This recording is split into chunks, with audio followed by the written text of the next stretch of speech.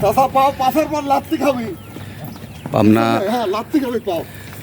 Railway station মাঠে এভাবে প্রতিদিন সকালে ব্যায়াম করা হয়। যারা নিয়মিত ব্যায়াম করতে চান আমাদের মতো ফিটনেস ক্লাব।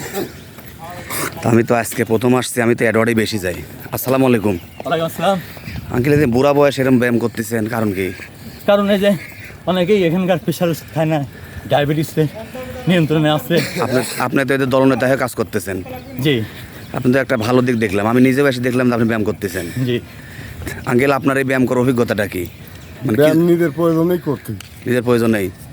আচ্ছা আঙ্কেল, সবাই ব্যায়াম করতেছে, আমরা দু একজন মানুষের কাছ থেকে শুনি আসলে ব্যায়াম করার উপকারিতা কি। ভাই, যে সকালবেলা আসি তো আমি আপনাদের সাথে 10-15 মিনিট শেয়ার মানে যোগ দিলাম, এই ব্যায়াম করার উপকারিতাটা কি? ব্যায়াম উপকারিতা আছে, এক কথায় বলতে গেলে ব্যায়াম নিজের জন্য বাঁচতে হলে শরীর চর্চা করতে হবে।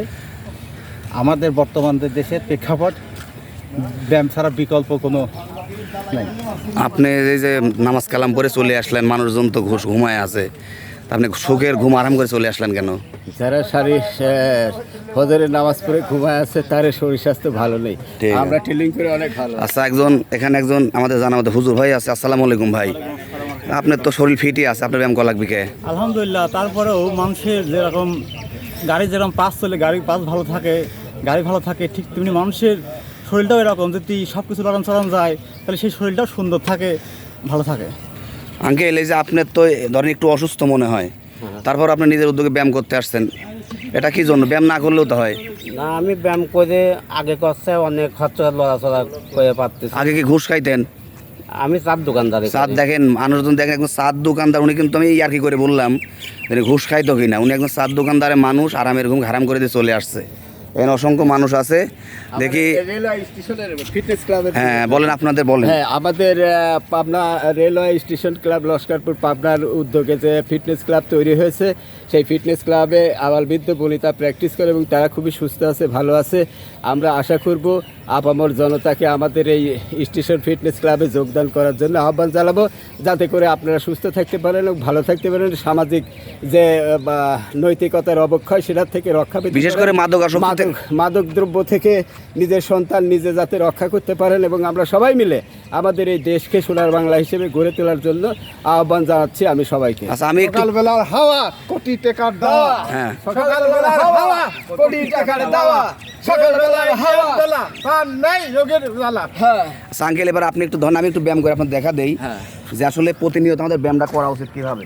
প্রথমত সকালবেলা যখন বাসার থেকে আপনারা আসবেন, প্রথমত এসেই কিন্তু ব্যায়াম করা যাবে না। প্রথমত আপনাদেরকে পাউটা এভাবে ধরে নিতে হবে, এইভাবে সর্বোচ্চ 10 সেকেন্ড, বেশি হওয়া যাবে না, কারণ যদি টান লাগে টান লাগতে হবে। তারপরে পাউটা কীভাবে পিছনে দিতে হবে, এভাবে ঘুরাবেন, উল্টা দিকে ঘুরাবেন 10 বার, তারপর এভাবে ঘুরাবেন 10 বার, 10 সেকেন্ড, তারপর এভাবে ঘুরাবেন। তারপরে কী করতে হবে, পাউটাকে রিল্যাক্স করার জন্য এভাবে যাতে একদম পেট বরাবর ওঠে 10 সেকেন্ড ছেড়ে দিলেন, বানাতেছে এইভাবে। পেয়ালার উপরে ওঠে 10 সেকেন্ড পিছনে দিবেন 10 সেকেন্ড। তারপর কি করতে হবে, আপনার মাজা ধরতে হবে এভাবে 10 সেকেন্ড। তারপর কি করতে হবে, পাও টান করলেন এইভাবে 10টা, 1 2 10টা দিবেন। তারপরে কি করতে হবে, হাত এভাবে নিলেন, ঠিক আছে, এইভাবে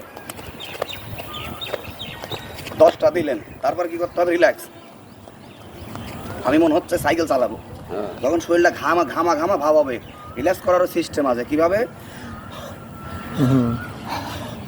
এভাবে রিল্যাক্স করতে হবে। আর যদি কারো বেলি বেড়ে যায়, পেট বেড়ে যায়, একটু আসেন ফিজিক্যালে দেখাই, আর পাড়া দেন একজন, এবারে পা ধরে রাখবেন, পা পাড়া দেন সমস্যা নেই, পাড়া দেন, এটাই ধরেন। হ্যাঁ, এই দেখেন এভাবে শুবেন, মাথার নিচে হাত, এইভাবে হাত,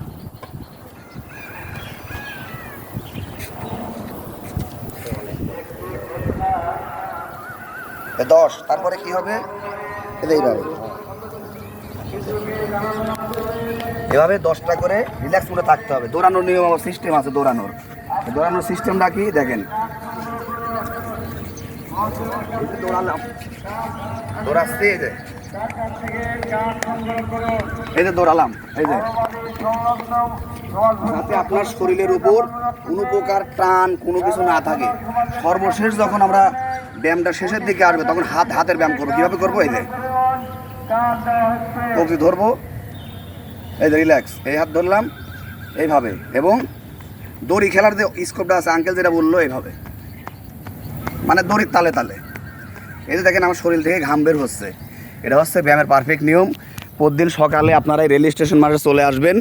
এই যে নিরিবিলি পরিবেশ, আমি অসুস্থ ছিলাম অনেক দিন, 6 মাসের মতো আমি ট্রিটমেন্টে ছিলাম। তা আল্লাহর রহমতে একটু ভালো রাখছে, আঙ্কেলদের কথাবার্তা ভালো লাগলো আমার। আমি ইনশাল্লাহ প্রতিদিন এখানে আসবো। আমার সাথে যারা আসতে চান প্রতিদিন 5:30 থেকে 6টার মধ্যে হয় এখানে আসবেন, না অ্যাডওয়ার্ডে যাবেন, না পলিটেকনিক্যালে যাবেন আমাকে দেখার জন্য, ব্যায়াম শেখার জন্য। আর বিশেষ করে ব্যায়ামের উদ্যোক্তা, এইভাবে প্রতিনিয়ত ব্যায়াম করার প্র্যাকটিসটা আমি ছোটোকালের থেকেই শিখছি। বিশেষ করে স্কোয়ারে যখন খেলাধুলা হইতো, স্কোয়ারে যখন আমরা ক্রিকেট টিম খেলতাম, এই খেলাধুলায় আমাদের উস্তাদ যে ছিলেন, যার কথা না বললেই নয়, আমাদের শ্রদ্ধেয় সুপারভাইজার মুন্না ভাই আমাদেরকে এই ব্যায়ামগুলো শিখাইছেন, তাকে অসংখ্য ধন্যবাদ। এবং স্কোয়ার পুরো পরিবারকে ধন্যবাদ যে আমাদের শারীরিক ফিট রাখার জন্য এরকম একটা ব্যায়ামের পরিবেশ সৃষ্টি করে দিয়েছে। সবাইকে অসংখ্য ধন্যবাদ। আসসালামু আলাইকুম।